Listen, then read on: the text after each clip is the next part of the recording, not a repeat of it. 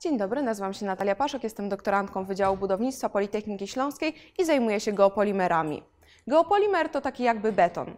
Oba materiały są bardzo podobne do siebie wizualnie oraz mają zbliżone właściwości mechaniczne. Duża wytrzymałość na ściskanie, dużo słabsza wytrzymałość na rozciąganie. Materiały różni od siebie sposób powstania.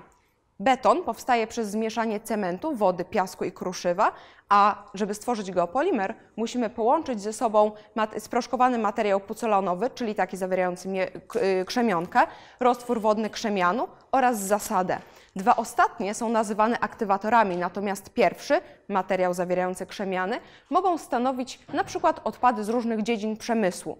Reasumując, jeżeli do niepotrzebnych odpadów z elektrowni lub kopalń dodamy odpowiednie aktywatory, możemy stworzyć geopolimer, nazywany bardzo często przyjazną dla środowiska alternatywną betonu. Wiemy już zatem, jak stworzyć geopolimer, do czego możemy go w tej chwili użyć. Z geopolimeru możemy stworzyć elementy konstrukcyjne, takie jak belki, słupy czy płyty. W Australii powstało nawet całe lotnisko zrobione tylko i wyłącznie na bazie geopolimeru.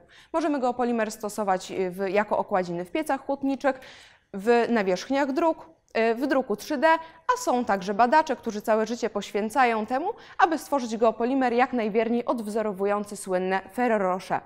Czym w tym wszystkim zajmuję się ja? Staram się stworzyć optymalną kompozycję zawierającą odpady z naszych rodzimych śląskich elektrowni. Taki geopolimer nie był jeszcze wcześniej badany.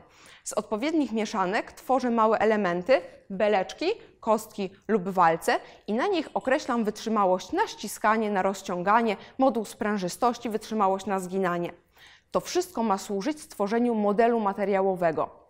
Czyli w bardzo wielkim skrócie i uproszczeniu staram się zebrać parametry takie, aby po wprowadzeniu do komputera dało się projektować konstrukcje z użyciem geopolimeru, geopolimerowe konstrukcje, tak jak w tej chwili jest to możliwe z konstrukcjami betonowymi czy stalowymi. Natomiast jednym z moich bardzo dużych osiągnięć pośrednich było wierne odwzorowanie biachrozaura, widoczne na zdjęciu po prawej stronie. Dziękuję bardzo za uwagę.